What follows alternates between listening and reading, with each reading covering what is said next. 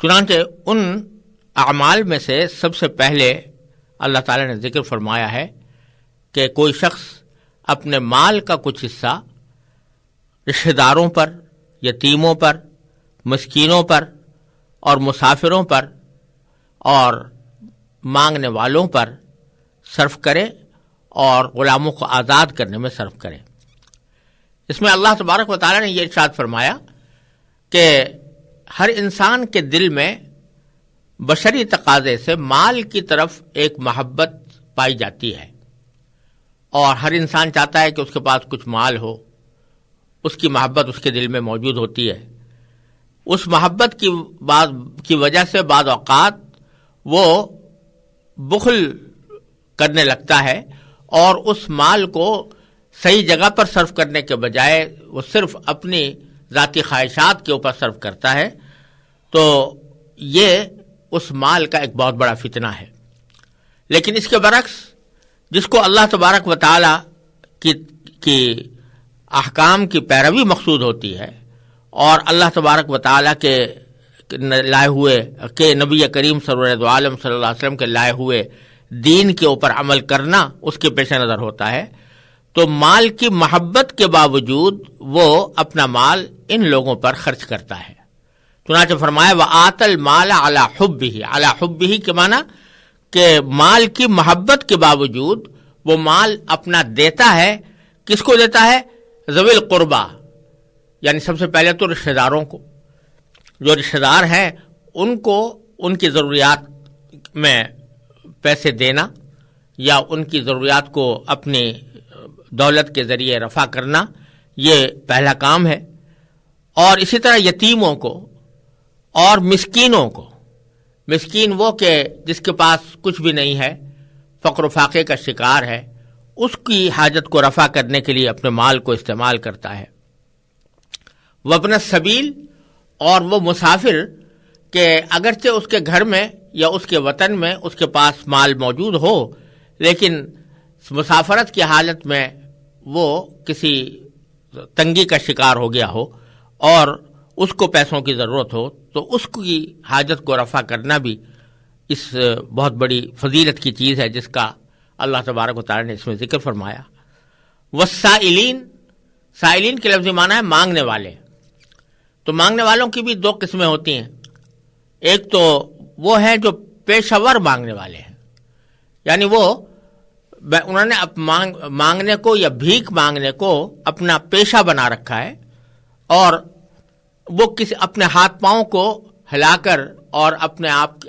محنت کر کے کمانے کی طرف راغب نہیں ہوتے، بلکہ لوگوں سے مانگتے پھرتے ہیں۔ ان کو دینا تو ویسے بھی جائز نہیں ہوتا۔ اگر کسی کے بارے میں یہ معلوم ہو کہ یہ سوال کرنا اس کے لیے شرعاً جائز نہیں ہے، جس کی حد شریعت نے یہ مقرر کی ہے کہ جس شخص کے پاس ایک دن ایک رات کی روزی موجود ہو، اس کو کسی دوسرے سے سوال کرنا جائز نہیں ہوتا۔ اگر کسی شخص کو کے بارے میں معلوم ہے کہ اس کے پاس ایک دن ایک رات کی روزی ہے اور اس کے لیے شرعاً مانگنا جائز نہیں ہے، پھر اس کو دینا یہ اس کی گناہ کے اندر اعانت ہے، اس واسطے وہ جائز نہیں ہوتا۔ لیکن دوسرے سائل اور مانگنے والے وہ ہوتے ہیں کہ جو بھکاری نہیں ہیں اور نہ پیشہ ور مانگنے والے ہیں، بلکہ کسی ضرورت کی وجہ سے ان کو مانگنے کی ضرورت پیش آ گئی ہے، تو اس کی ان لوگوں کو دینا، یہ اللہ تبارک و تعالی نے اس کا ذکر کئی جگہ قرآن کریم میں فرمایا ہے۔ اور نبی کریم صلی اللہ علیہ وسلم کا بھی یہ معمول تھا کہ اگر کوئی آپ سے کو اپنی حاجت مانگتا تو آپ کبھی اس کو رد نہیں فرماتے تھے۔ تو یہاں سائلین سے مراد یہی دوسری قسم کے لوگ ہیں کہ جو پیشہ ور سائل نہیں ہیں، پیشہ ور گداگر نہیں ہیں، لیکن اپنی کسی حاجت کی وجہ سے ان کو مانگنا پڑ گیا ہے، تو ان کو دینے کی بڑی فضیلت ہے۔ وفر رقاب، اور آخری بات یہ ذکر فرمائی کہ پہلے زمانے میں غلام ہوا کرتے تھے اور غلامی کیا کرتے تھے، تو ان غلاموں کو آزاد کرنا یہ بہت بڑی فضیلت کی بات قرار دی گئی تھی، اور یہ فرمایا گیا تھا کہ اگر کوئی شخص کسی غلام کو آزاد کرے تو حدیث میں ہے کہ اس کے ہر عضو کے بدلے آزاد کرنے والے انسان کے ہر عضو کو جہنم سے نجات عطا ہو جاتی ہے۔ تو یہاں پر بھی اس کا ذکر فرمایا وفی الرقاب، یعنی لوگوں کی گردنیں چھڑانے میں، یعنی لوگوں کو غلاموں کو آزاد کرنے میں اگر انسان مال خرچ کرتا ہے تو وہ بڑی فضیلت کی چیز ہے۔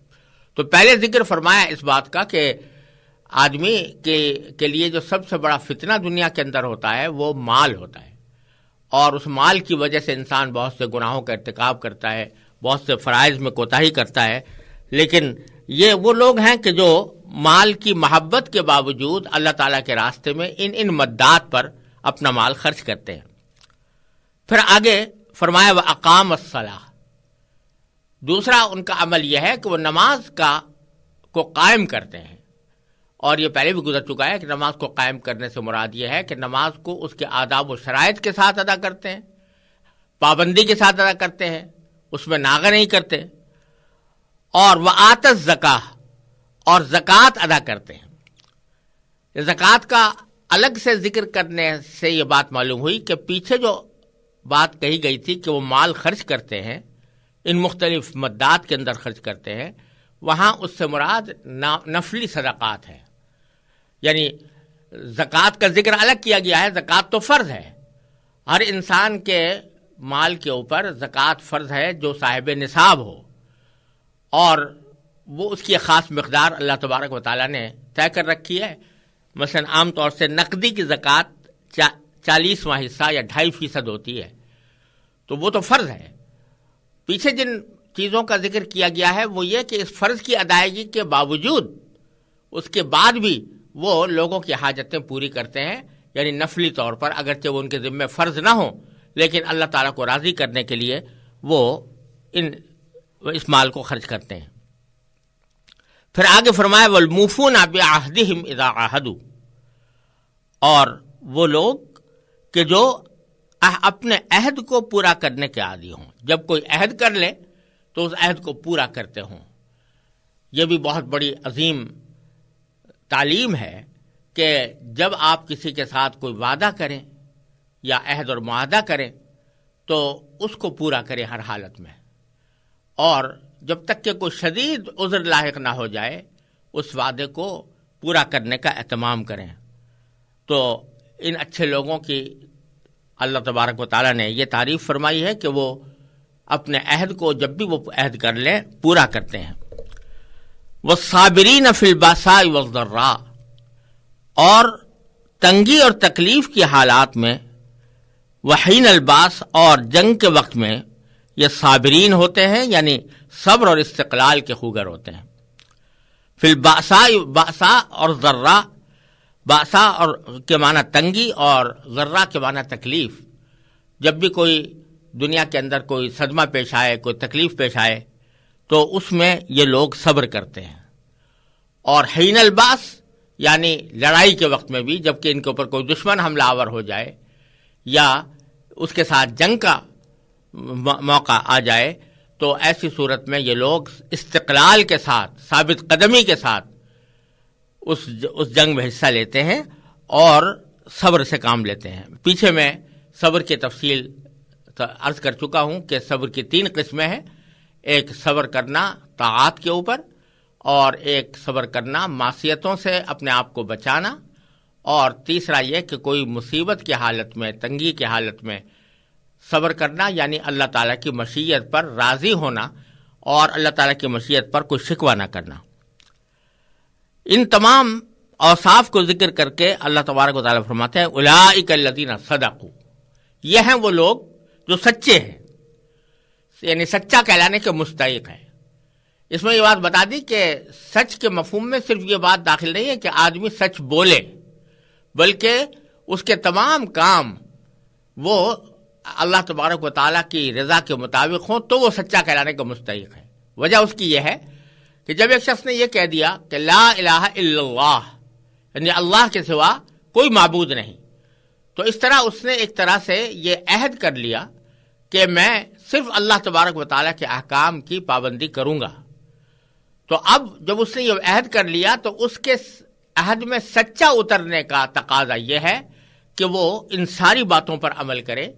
اور ان سارے احکام کو بجا لائے جو اللہ تبارک و تعالی اور اللہ کے رسول صلی اللہ علیہ وسلم نے عطا فرمائے ہیں۔ تو فرمایا کہ یہ لوگ ہیں جو سچے ہیں، وَأُولَٰئِكَ هُمُ الْمُتَّقُونَ، اور یہی لوگ متقی ہیں، یعنی اللہ تبارک و تعالی سے ڈرنے والے ہیں اور اللہ تعالیٰ کے احکام کو بجا لانے والے ہیں۔